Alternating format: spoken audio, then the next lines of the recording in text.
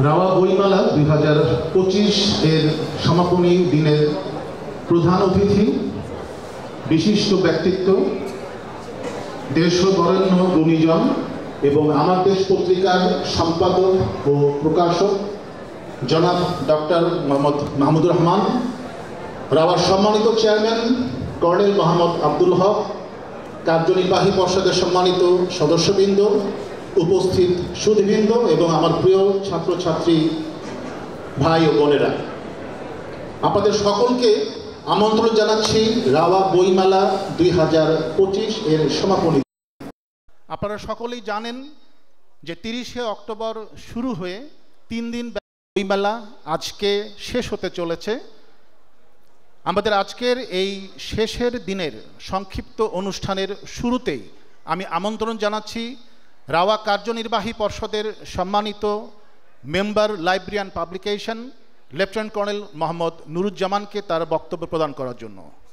সুধীবৃন্দ, সম্মানিত member library and publication, ধন্যবাদ।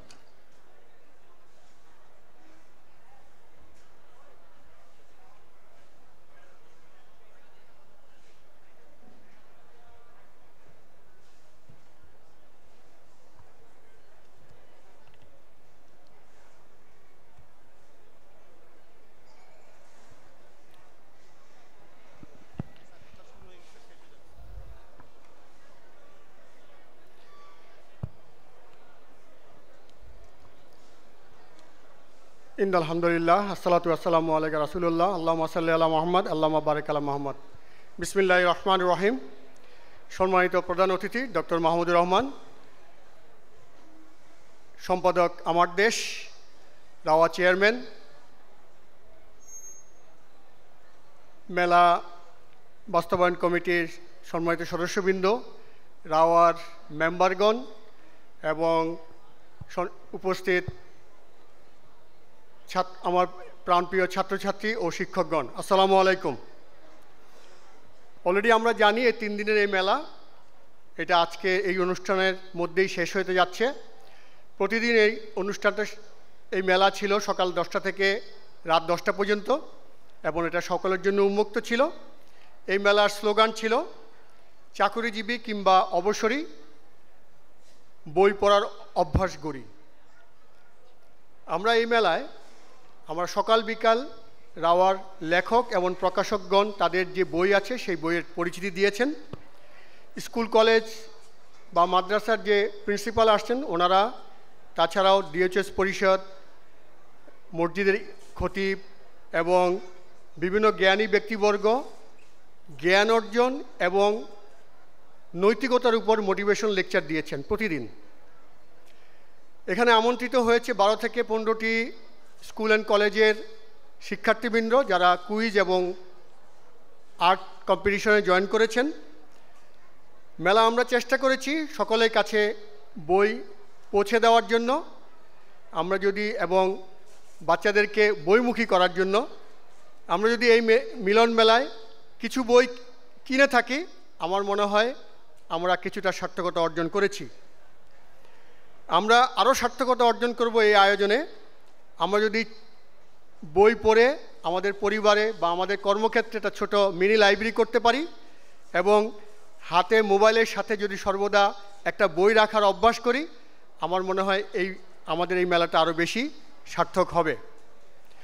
আমরা চাই স্কুল কলেজে সেকেলে যে এই কর্নার বা এই চেয়ার, সেই স্থলে প্রত্যেক ডিপার্টমেন্ট অথবা প্রত্যেক সেকশনে লাইব্রেরি যেন থাকে এবং এখানে ওই বিষয়ভিত্তিক পর্যাপ্ত বইয়ের সমাহার যেন থাকে। আমরা চাই রাওয়ার ভিতরে অনেক বেশি বেশি করে সেমিনার, সিম্পোজিয়াম হোক, যাতে করে আমরা এখানে ম্যাগাজিন, জার্নাল বা রিভিউ করতে পারি। এতে করে তাছাড়াও রাওয়ার যে বার্তা আছে এটা আমরা সাপ্তাহিক বা দৈনিক নিউজ পেপারের মতো আমরা ছাপাতে পারি। সেই ক্ষেত্রে আমরা রাওয়ার লেখকদের এবং এই ধরনের কর্মকাণ্ডের জন্য রাওয়ার নিজস্ব একটা প্রিন্টিং প্রেসের প্রয়োজন হবে।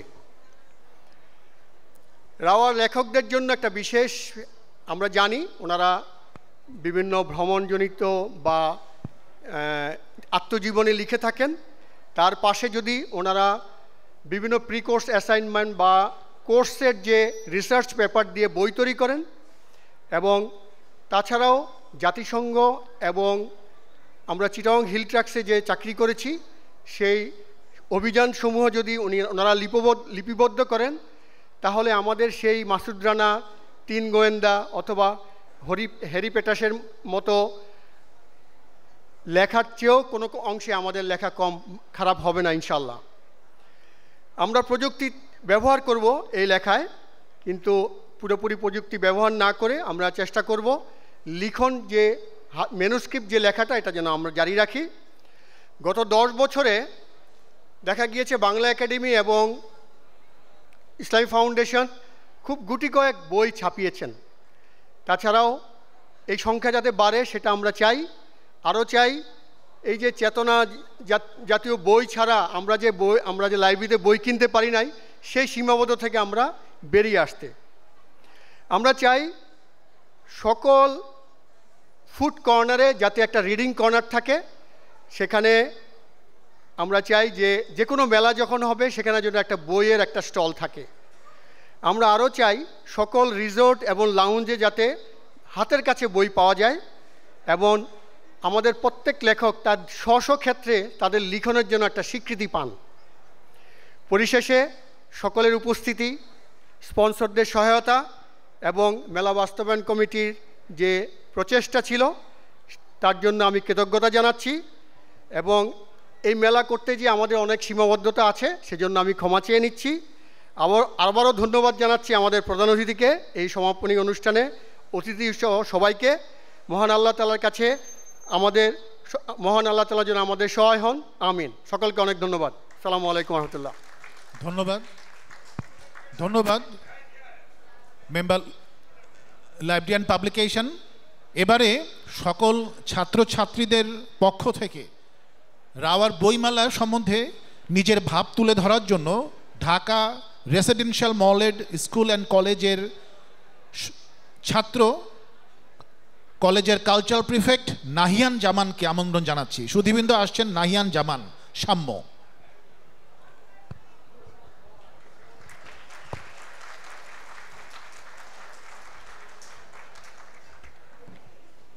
আসসালামু আলাইকুম। রাওয়া বইমেলা 2025-এর সম্মানিত প্রধান অতিথি ডক্টর মাহমুদুর রহমান স্যার, সম্পাদক ও প্রকাশক দৈনিক আমার দেশ পত্রিকা, এবং এখানে আমন্ত্রিত অতিথিবৃন্দ, সকলকে আমার সালাম। সত্যি বলতে বইমেলা আমার খুব প্রিয়। আমি নিজেও লেখালেখি করি ছোটোবেলা থেকে। যখন আমি ক্লাস 2-তে পড়তাম, 2য় শ্রেণী থেকে আমি লেখালেখি করছি। সম্প্রতি আমার একটি বইও প্রকাশিত হয়েছে। তো বইয়ের প্রতি সত্যি বলতে আমার ভালোবাসা খুব ছোটোবেলা থেকেই। তবে যেহেতু আমি কলেজের কালচারাল প্রিফেক্ট এবং একটি কালচারাল ক্লাবেরও সদস্য, আমি বিভিন্ন স্কুল এবং কলেজ পরিদর্শন করেছি অভিজ্ঞতার জন্য। বিভিন্ন কলেজে গিয়েছি, সেখানে কালচারাল ক্লাবের সঙ্গে কাজ করেছি, বিভিন্ন কালচারাল ফেস্টে অংশ নিয়েছি। তখন আমি সত্যি বলতে দেখেছি যে আজকাল আমাদের মধ্যে, আমাদের প্রজন্মের মধ্যে বইয়ের প্রতি যে টান, সেটা বেশ কমে গিয়েছে। আমার 10 বছরের যারা বয়োজ্যেষ্ঠ আছেন তাদের সঙ্গে যখন আমি কথা বলি, তখন আমার কাছে মনে হয় যেন তারা আমার থেকে কত বেশি বই পড়ে ফেলেছেন। আমার তখন নিজের মধ্যেই যেন আফসোস হয় যে আমি যদি আর কিছু বই পড়তে পারতাম। একটি বছরে আমি একটি উদাহরণ দিতে চাই। আমারই এক বয়োজ্যেষ্ঠ, তিনি সম্প্রতি এইচএসসি পরীক্ষা দিয়েছেন, অ্যাডমিশনের প্রিপারেশান নিচ্ছেন। তিনি 1 বছরে 325টি বই পড়েছেন, এবং এই এত পরিমাণ বই পড়া এটা কিভাবে সম্ভব হলো আমি যখন তার কাছে প্রশ্ন করলাম, সে বলল তার কিন্তু রেজাল্টও খারাপ নয়, তার রেজাল্ট অনেক ভালো। এবং সত্যি বলতে আমি তার বইয়ের যে সংগ্রহ সেটা দেখে বিস্মিত হয়ে যাই। তো বইয়ের প্রতি মানুষের টানটা আসলে যদি থাকে তাহলে মানুষজন বই পড়বে। এবং বর্তমানে আসলে বই পড়ার যে কি বলবো ধারাটা যেভাবে হারিয়ে যাচ্ছে সমাজ থেকে, আমি বলতে পারি যে রাওয়ার মতো এই ধরনের বড় অর্গানাইজেশনগুলো যদি এই ধরনের বইমেলা আয়োজন করে, বই পড়ার যে অভ্যাসটা ছাত্রদের মধ্যে আরও ব্যাপকভাবে বৃদ্ধি পেতে পারে। একটা কথা ইংরেজিতে আছে, there is no friend as loyal as a book. বইয়ের চেয়ে আসলে লয়াল তো কোনো বন্ধু হতেই পারে না। কারণ সত্যি বলতে আমাদের জীবনে অনেকের সঙ্গে অনেক সময় বন্ধুত্ব হয়, বন্ধুত্ব ভেঙে যায়। যাদের সঙ্গে আমার 10 বছর আগে বন্ধুত্ব ছিল তাদের সঙ্গে আজ আর বন্ধুত্ব নেই। কিন্তু আমার মনে আছে আমি সেই ছোট্টবেলায় যখন ভূতের গল্পগুলো পড়তাম সেগুলোর কথা আমার এখন মনে আছে, আমার একটু একটু হলেও মনে পড়ে। তো বই আসলে আমাকে কখনো হতাশ করেনি। আমি নিজে কবিতা লেখার চেষ্টা করি, মাঝে মাঝেই নিজের স্বরচিত কবিতা আমাদের কলেজের বিভিন্ন প্রোগ্রামে আবৃত্তি করার চেষ্টা করি। তো সেখান থেকে আমি যতটুকু বুঝতে পেরেছি যে বইয়ের মানে বই পড়ার যে অভ্যাসটা আছে এটাকে যদি সবার মধ্যে আমরা ছড়িয়ে দিতে চাই, প্রথমত আমাদের নিজেদেরকে এই ধরনের অনুষ্ঠান, এই ধরনের বইমেলার মাধ্যমেই সবার মাধ্যমে সচেতনতা বৃদ্ধি করতে হবে। কারণ এর বাইরে এর বিকল্প কোনো উপায় আমাদের সামনে আপাতত নেই।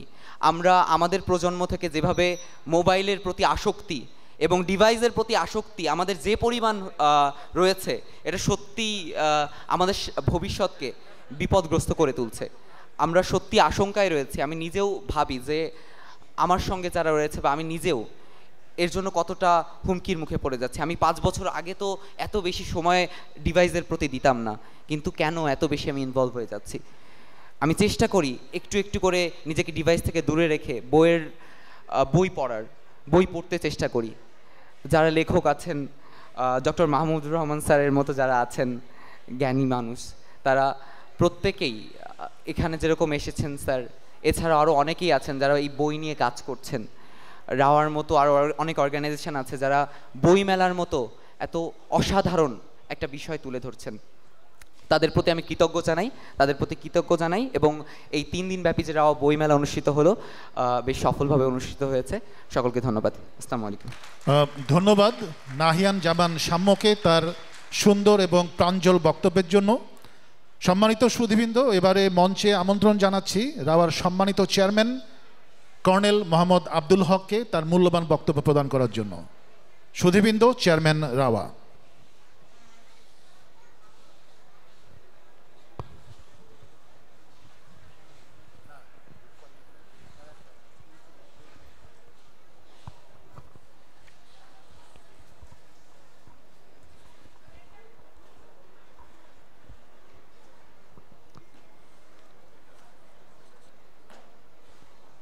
বিসমিল্লাহির রহমান রহিম। আজকের রাওয়ার বইমেলার সমাপনী দিনে প্রধান অতিথি আমাদের সকলের প্রিয় বিপ্লবী,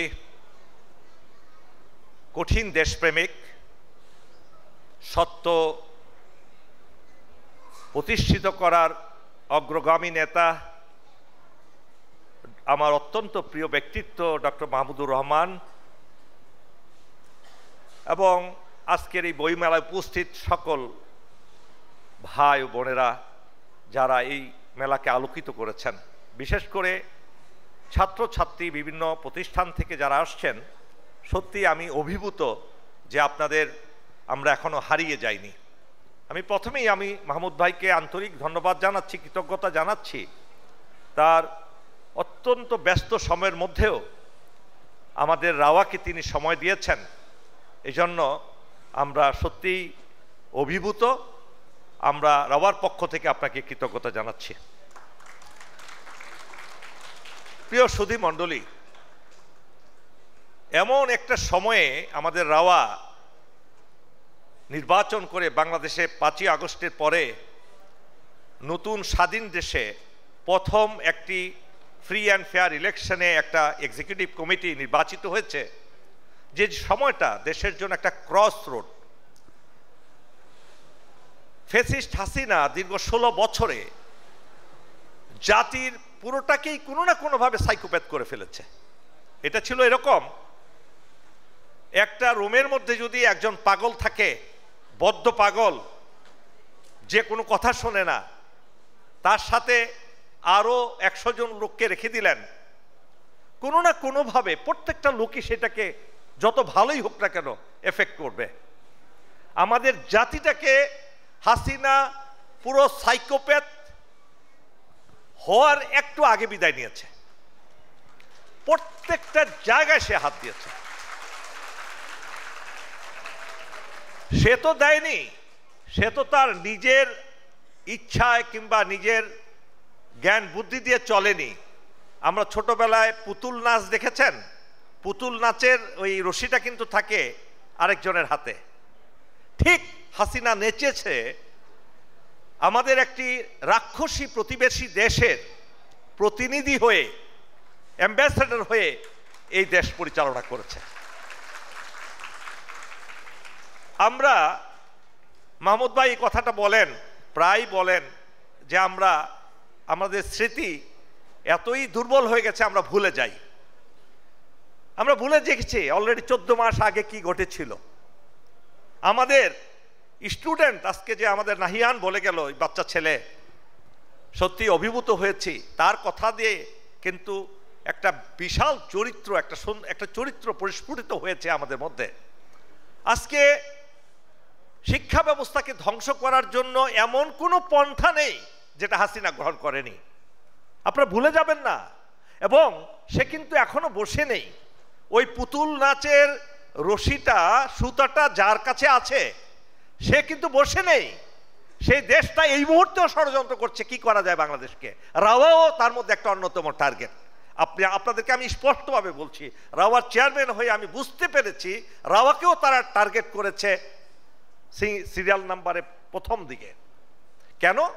এখানে বাংলাদেশের 3 বাহিনীর জ্ঞানী, গুণী, শিক্ষিত, সুশিক্ষিত, বিভিন্ন দিকে স্পেশালিস্ট লোকগুলো হলো এখানে। এটাকে যদি কোনো রকমের ডেন্ট তৈরি করা যায় তাহলে তাদের একটা অ্যাচিভমেন্ট। আপনাদেরকে স্মরণ করিয়ে দিলাম যারা রাওয়ার সদস্য এখানে।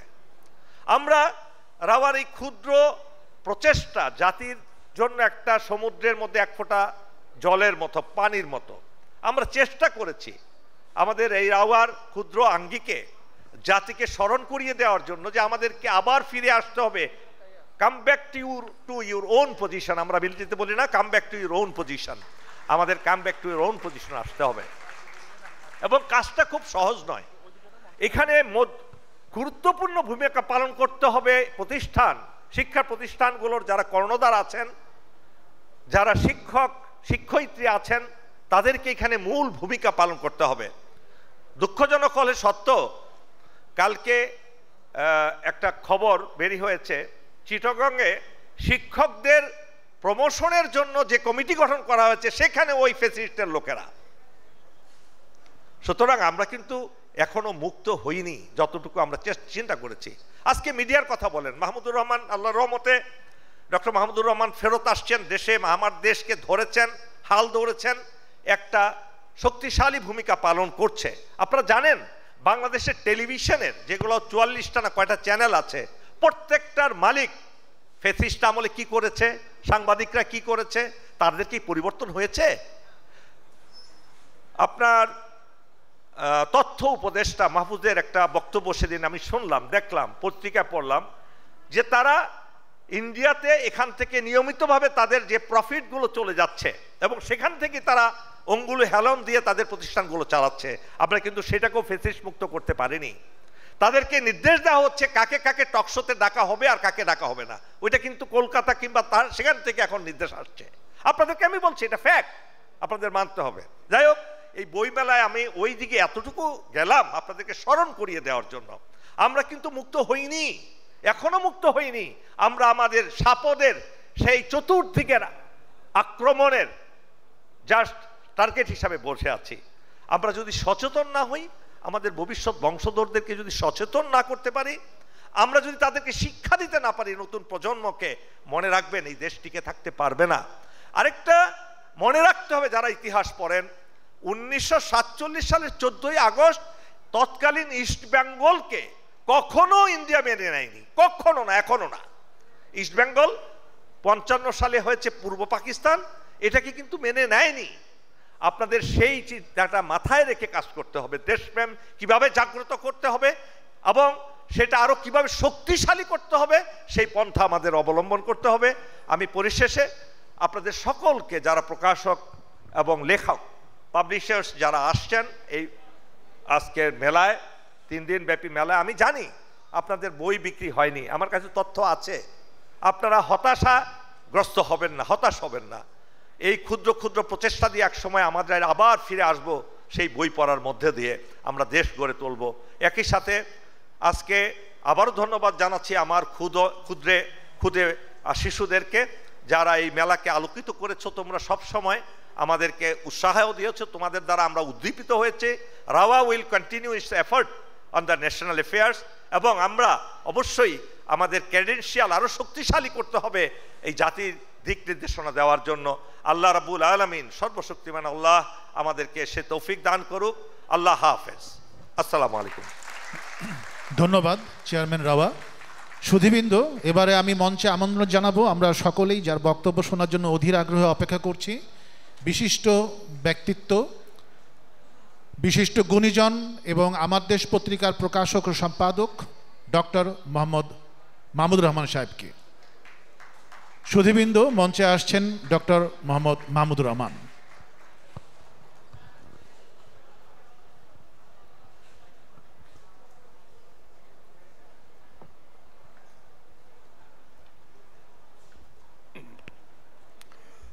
বিসমিল্লাহির রহমানির রহিম। রাওয়া আয়োজিত বইমেলার উপস্থিত রাওয়ার সম্মানিত চেয়ারম্যান, আমার বন্ধু কর্নেল মোহাম্মদ আব্দুল হক, উপস্থিত সামরিক কর্মকর্তাবৃন্দ এবং তাদের পরিবারের সদস্যবৃন্দ, উপস্থিত ছাত্রছাত্রীবৃন্দ, মেলার প্রকাশক, লেখক এবং সুধীবৃন্দ, আসসালামু আলাইকুম। আমি এমন একটা অনুষ্ঠানে আসতে পেরে অভিভূত হয়েছি। ছোটবেলায় যখন স্কুলে পড়তাম তখন আমাদের এসে লিখতে হতো ওসি বনাম মসি। ওসি মানে তো আপনারা জানেন তরবারি, আর মসি হলো কলম। তো রচনা লিখতে হতো যে কলম আর তরবারির মধ্যে কোনটা বেশি ক্ষমতাশালী। তো সেই বিতর্কে আমি যাচ্ছি না। যেটা আমার ভালো লেগেছে রাওয়া ক্লাবের, যে আজকে রাওয়া ক্লাব এই উদ্যোগের মধ্য দিয়ে ওসি আর মসির মধ্যে একটা মিলন ঘটিয়েছে। কারণ রাওয়া ক্লাবের হাতে হলো ওসি, আর এখানে যাদেরকে নিয়ে এসছেন তাদের হাতে হলো মসি। তো ওসি আর মসির যদি মিলন ঘটে তাহলে সেই জাতি মাথা উঁচু করে দাঁড়াতে পারে। এটা খুব গুরুত্বপূর্ণ। কারণ শুধু ওসি দিয়ে আমি পারবো না আমার যারা শত্রু তাদের সাথে, যদি আমার ইন্টেলেকচুয়াল অ্যাবিলিটি না থাকে। আবার শুধু ইন্টেলেকচুয়াল অ্যাবিলিটি দিয়ে আমি বাইরের থ্রেট, এক্সটার্নাল থ্রেট মোকাবেলা করতে পারবো না যদি আমার কাছে শক্তিশালী ওসি না থাকে। তো এই ব্যাপারটি রাওয়া বুঝতে পেরেছে, এবং আমি জানতামই না যে রাওয়াতে এমন কোনো ইনিশিয়েটিভ নেওয়া হয়। তো এই জন্যে আমি এই ইনিশিয়েটিভ নেওয়ার জন্যে রাওয়া কর্তৃপক্ষকে, বিশেষ করে চেয়ারম্যান সাহেবকে অভিনন্দন জানাই। চমৎকার অনুষ্ঠানের আয়োজন করেছেন। আর বিশেষ করে এই যে ছাত্রছাত্রীরা এসছে, কিশোর কিশোরীরা, তরুণেরা, এটা আমাকে অনুপ্রাণিত করেছে। এবং একটু আগে যে আমরা নাহিয়ানের বক্তৃতা শুনলাম, এই বয়সে এত চমৎকার বক্তৃতা দিয়ে গেল, একটুও ভয় পেল না। এই বয়সে আমি তো মাইকের সামনে দাঁড়ানোর কথা কল্পনাই করতে পারতাম না। তো এটাই হচ্ছে জেনারেশন গ্যাপ। ওরা অনেক এগিয়ে গেছে আমাদের তুলনায়। তো ইন্টেলেকচুয়াল অ্যাবিলিটির আলোচনা করতে গেলে একটু বলা প্রয়োজন যে ফ্যাসিস্ট গভর্নমেন্ট কিভাবে আমাদেরকে ইন্টেলেকচুয়ালিও আমাদেরকে দরিদ্র করবার চেষ্টা করেছিল। এক তো হচ্ছে কারিকুলাম ধ্বংস করেছিল তারা। এমন কারিকুলাম নিয়ে এসছিল যেখানে পার্শ্ববর্তী হেজেমনিক পাওয়ারের ন্যারেটিভ প্রমাণিত হয়, ইয়াংরা ওই ন্যারেটিভ পড়ে যেন বড় হয়, তাদের মধ্যে দেশপ্রেম যেন জাগ্রত না হয়। এই ধরনের কারিকুলাম তৈরি করা হয়েছিল, 1 নম্বর। 2 নম্বর, পুরো পরীক্ষা ব্যবস্থাকে ধ্বংস করে দেওয়া হয়েছিল। আপনাদের নিশ্চয়ই মনে আছে 90%, 95% পাশ করানো হতো। এবং টিচারদের, যারা এখানে টিচার আছেন তারা জানেন, তাদেরকে নির্দেশ দেওয়া হতো যে কাউকে ফেল করানো যাবে না। আমি নিজে একজন শিক্ষকের সন্তান, আমার মা টিচার ছিলেন, তার সন্তান আমি। তো মাকে দেখেছি কিভাবে খাতা দেখতেন সেই সময়। আর এই 15 বছরে সরকার থেকে নির্দেশ দেওয়া হতো, প্রত্যেকটা স্কুলে প্রত্যেকটা টিচারকে বলে দেওয়া হতো কাউকে ফেল করানো যাবে না। অর্থাৎ ইন্টেলেকচুয়ালি পুরো নেশনকে পুয়োর করে দেওয়ার জন্যেই এই ষড়যন্ত্র ছিল, যে কারণে সেনাবাহিনীকেও দুর্বল করা হয়েছে আমি মনে করি। কারণ সেনাবাহিনী কেবল অস্ত্র দিয়ে শক্তিশালী হয় না, যদি না তার মধ্যে ইমানের বল থাকে। তো ইমানের বলটাকে দুর্বল করে দেওয়ার চেষ্টা করা হয়েছিল। আর ইন্টেলেকচুয়ালি এক ধরনের পভার্টির মধ্যে বাংলাদেশকে নিয়ে যাওয়া হয়েছিল। আমি মনে করি এই ধরনের উদ্যোগের মধ্যে আমরা আবার নিজেদেরকে বোঝার চেষ্টা করছি, আমরা জাতিকে বোঝার চেষ্টা করেছি, জাতিকে চিনবার চেষ্টা করছি। তো এটা খুব গুরুত্বপূর্ণ। এবং আজকে যে ইয়াং মুখগুলো আমি দেখতে পাচ্ছি, এরাই ভবিষ্যতে লেখক হবে, এরা ভবিষ্যতে জেনারেল হবে, এরা ভবিষ্যতে রাষ্ট্রের দায়িত্ব গ্রহণ করবে।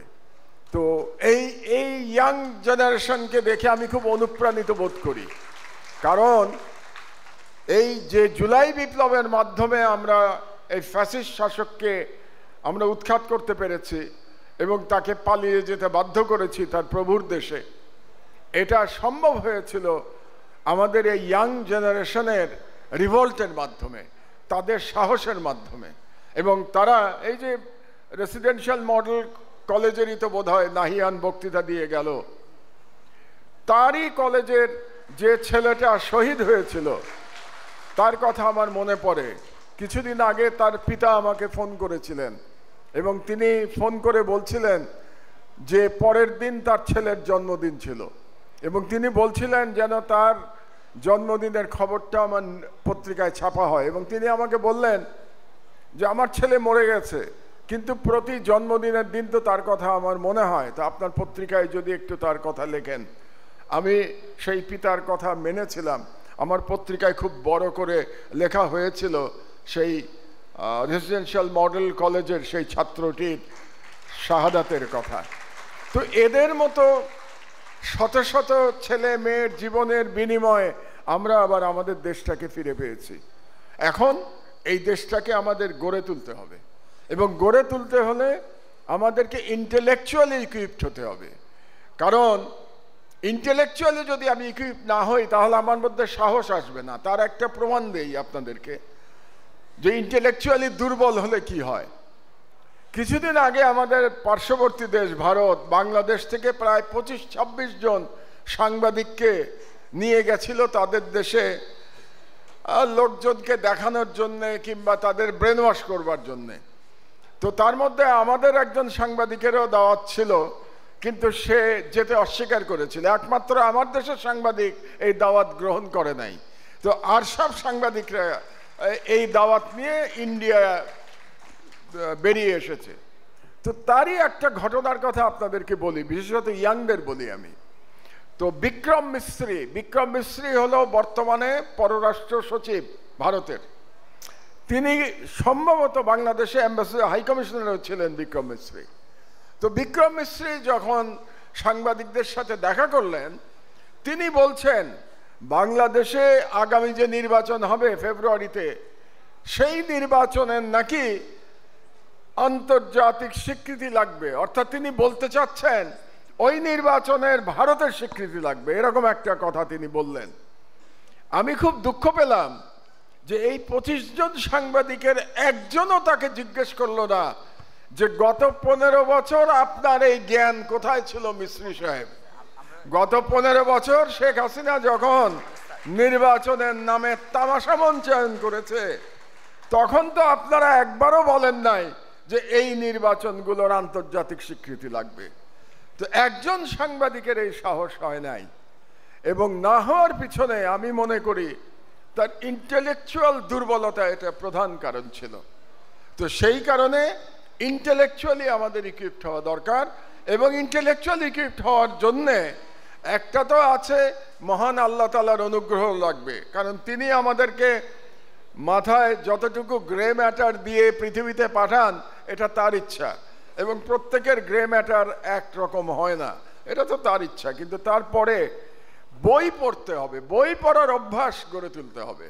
সুতরাং আমাদের ফিউচার জেনারেশনকে আমি বলবো বই পড়ার অভ্যাস গড়ে তুলতে। আমি নিজে কিন্তু এখনো হাতে বই নিয়ে পড়ি, ওই ল্যাপটপে পড়তে আমার ভালো লাগে না। ল্যাপটপে পড়লে চোখের জন্যও খারাপ, কারণ ব্লু লাইটের দিকে তাকিয়ে থাকতে হয়, which is injurious for your eyesight। আর বই হাতে নিয়ে পড়ার যে আনন্দ, এটা ফিল করা যায় না ল্যাপটপে পড়লে।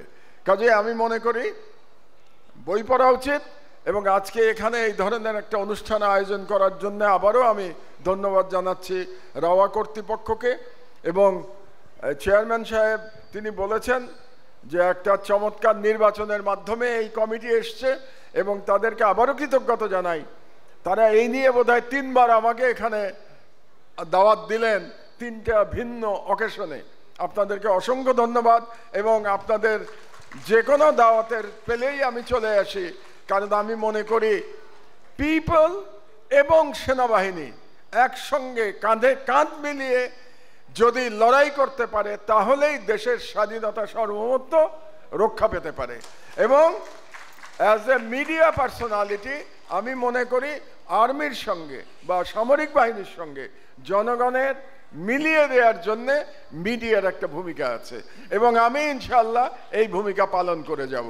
তো আপনাদেরকে আবারও ধন্যবাদ, এবং এই অনুষ্ঠানের সফল সমাপ্তির জন্যে I congratulate you all. Thank you very much. Bangladesh জিন্দাবাদ। ধন্যবাদ জনাব ডক্টর মাহমুদুর রহমান স্যার। আপনাকে বিনীতভাবে অনুরোধ করব মঞ্চে একটু অবস্থান করার জন্য। একই সাথে মঞ্চে আহ্বান করব রাওয়ার সম্মানিত চেয়ারম্যানকে এবং কার্যনির্বাহী পর্ষদের সদস্য যারা উপস্থিত আছেন, যেমন vice chairman army major Jaber এবং আমাদের সম্মানিত জয়েন্ট সেক্রেটারি লেফটেন্যান্ট কর্নেল নরোজকে। এবারে আমাদের কিছু বিভাগের কিছু পুরস্কার বিতরণের পালা। সবার প্রথমে সর্বাধিক বইয়ের পাঠক, রাও লাইব্রেরিতে সর্বাধিক বইয়ের পাঠক এই বিভাগে পুরস্কার পেতে চলেছেন রাও number 608 lieutenant colonel Syed Sirajul Islam অবসরপ্রাপ্ত। তার পক্ষে পুরস্কার নেবেন মেজর তৌহিদুল আকবর। আমি মেজর তৌহিদকে মঞ্চে আহ্বান জানাচ্ছি সর্বাধিক বইয়ের পাঠক লেফটেন্যান্ট কর্নেল সৈয়দ সিরাজুল ইসলামের পক্ষে পুরস্কার নেওয়ার জন্য। এরপরে মঞ্চে আহ্বান জানাবো সর্বাধিক বইয়ের পাঠক গবেষণাধর্মী বই brigadier general Mohammad Sakhawat Hossain. Brigadier general Mohammad Sakhawat হোসেনের পক্ষে পুরস্কার গ্রহণের জন্য তার সন্তান জনাব মোহাম্মদ কায়সার হোসেনকে মঞ্চে আহ্বান জানাচ্ছি। হ্যাঁ, যেতে পারছি। জনাব কায়সার হোসেন, উনি ব্রিগেডিয়ার মোহাম্মদ সাখাওয়াত হোসেনের সন্তান, সর্বাধিক বইয়ের পাঠক গবেষণাধর্মী এই ক্যাটাগরিতে পুরস্কার গ্রহণের জন্য।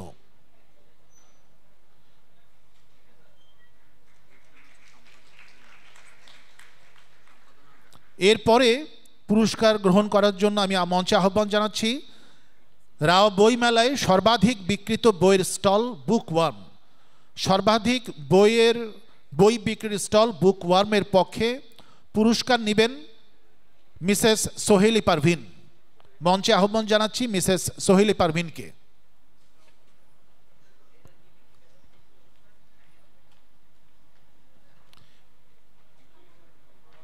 এরপরে মঞ্চে আহ্বান জানাচ্ছি আমাদের রাওয়া বই মেলায় যে সকল স্টলের আয়োজন করা হয়েছিল, সর্বশ্রেষ্ঠ সজ্জিত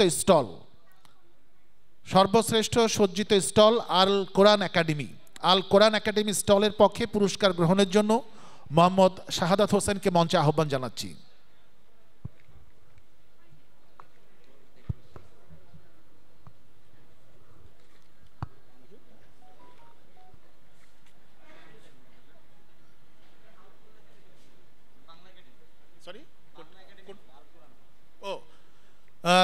শ্রেষ্ঠ সজ্জিত স্টল, একটু কারেকশন, এটা বাংলা একাডেমি স্টল, বাংলা একাডেমির স্টল, পুরস্কার নেবেন মোহাম্মদ শাহাদাত হোসেন। মোহাম্মদ শাহাদাত হোসেনকে মঞ্চে আহ্বান জানাচ্ছি।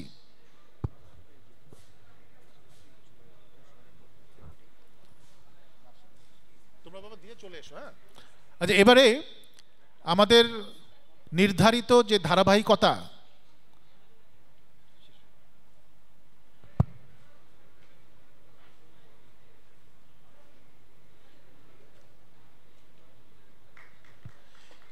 সম্মানিত সুধীবৃন্দ, আমাদের নির্ধারিত ধারাবাহিকতার বাইরে যে এবার একটু ছোট্ট আয়োজন, সেটি হচ্ছে ঢাকা রেসিডেন্সিয়াল মডেল কলেজ কর্তৃক জুলাই গণ অভ্যুত্থান স্মরণে তাদের যে প্রকাশিত একটি বার্ষিক নিউজ লেটার, এটির সম্পাদনা পরিষদ আমাদের প্রধান অতিথির হাতে এটি তুলে দিবেন, দ্যাট ইজ জুলাই বার্তা। আমি মঞ্চে আহ্বান জানাচ্ছি ঢাকা রেসিডেন্সিয়াল মডেল কলেজের সম্পাদনা পরিষদের সকল সদস্যদের তাদের কর্তৃক প্রকাশিত জুলাই বার্তা আমাদের সম্মানিত প্রধান অতিথির নিকট তুলে দেওয়ার জন্য।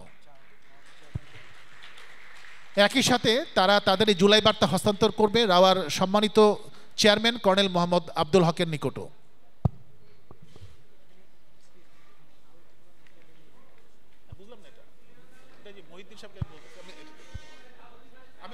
ঠিক করে দিচ্ছি,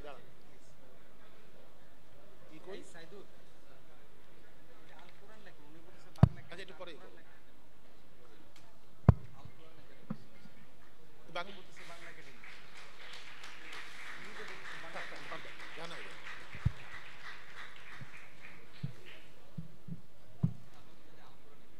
এই বেটা দাঁড়াবো না।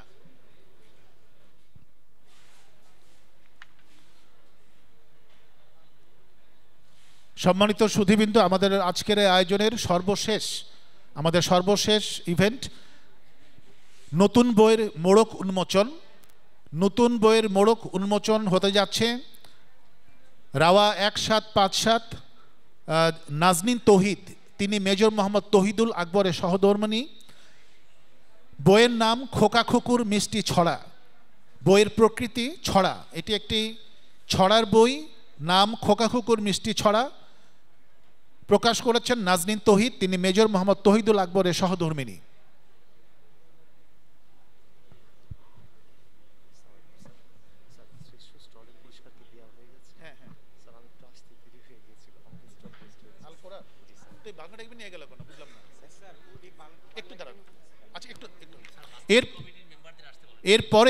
এরপরে মোড়ক উন্মোচন হতে যাচ্ছে ব্রিগেডিয়ার জেনারেল এম শাহজালাল কর্তৃক লিখিত চোখে দেখা মজার ঘটনা স্মৃতিকথা। আমি একই সাথে মঞ্চে আহ্বান জানাচ্ছি আমাদের রাওয়া বইমেলা বাস্তবায়ন কমিটির সকল সদস্যকে। মঞ্চে আহ্বান জানাচ্ছি রাওয়া বইমেলা 2025 বাস্তবায়ন কমিটির সদস্যবৃন্দদের মঞ্চে আহ্বান জানাচ্ছি।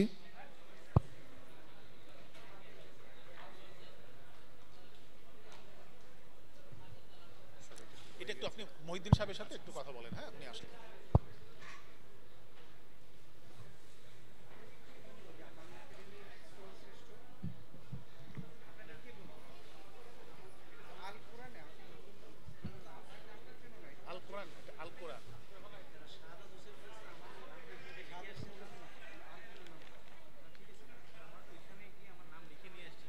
আচ্ছা, সরি ভাই, এটা দেখে একটু ঠিক করে দিন, অসুবিধা নেই।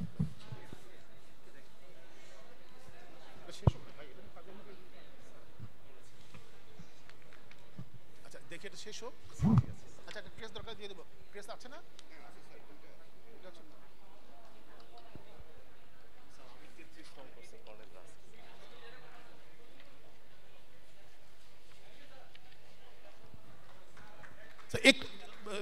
আমি এবারে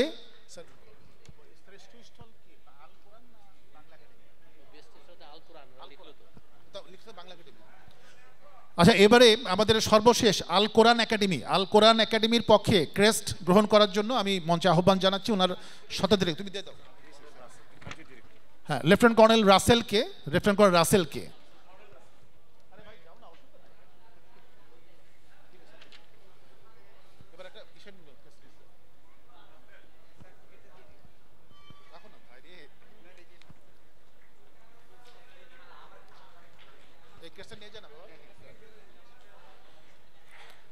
ধন্যবাদ। এবারে আমি রাওয়ার সম্মানিত চেয়ারম্যান কর্নেল মোহাম্মদ আব্দুল হককে অনুরোধ করব আমাদের আজকের প্রধান অতিথিকে রাওয়ার পক্ষ থেকে একটা ক্ষুদ্র সম্মাননা তুলে দেওয়ার জন্য। আমাদের আজকের প্রধান অতিথি দেশবরেণ্য ব্যক্তিত্ব জনাব মাহমুদুর রহমান সাহেবকে একটি সম্মাননা তুলে দিচ্ছেন রাওয়ার চেয়ারম্যান কর্নেল মোহাম্মদ আব্দুল হক।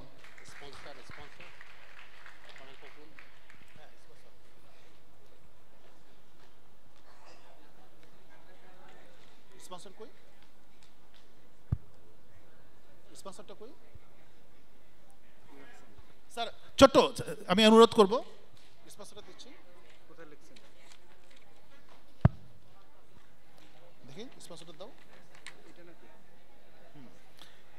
এবারে এবারে আমাদের আজকের এই রাও বইমেলা 2025কে সাফল্যমণ্ডিত করার জন্য যে সকল স্পন্সররা পেছনে থেকে কাজ করেছেন সেই স্পন্সরদের ভেতরে বাংলাদেশ মেশিন টুলস ফ্যাক্টরির পক্ষে কর্নেল ফখরুলকে মঞ্চে আহ্বান জানাচ্ছি প্রধান অতিথির কাছ থেকে একটি ক্রেস্ট গ্রহণ করার জন্য।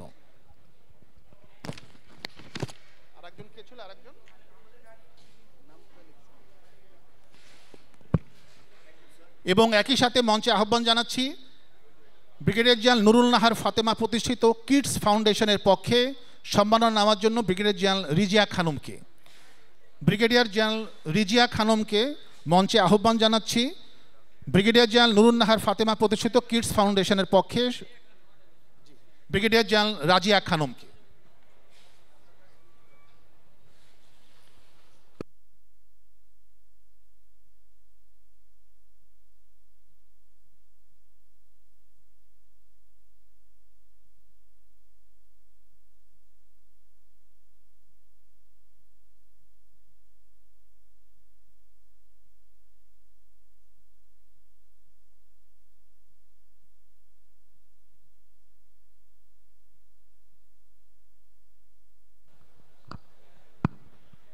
ধন্যবাদ সম্মানিত সুধীবৃন্দ, আমাদের আজকের এই সমাপনী দিনের অনুষ্ঠান এখানেই শেষ।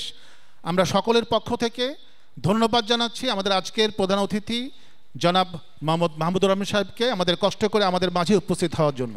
সকলকে আন্তরিক ধন্যবাদ। আসসালামু আলাইকুম। আপনাদের সকল ছাত্র ছাত্রীদেরকে অনুরোধ জানাচ্ছি আমাদের হেলমেট হলে অবস্থান করার জন্য। এখানেই আপনাদেরকে যার যার জায়গায় রাতের খাবার পরিবেশন করা হবে। আপনাদেরকে অনুরোধ করব স্টলে যারা আছেন এবং ছাত্রছাত্রী যারা আছেন তাদেরকে হেলমেট হলে অবস্থান করার জন্য। আপনাদের রাতের খাবার অনুষ্ঠান স্থলে পরিবেশন করা হবে। ধন্যবাদ।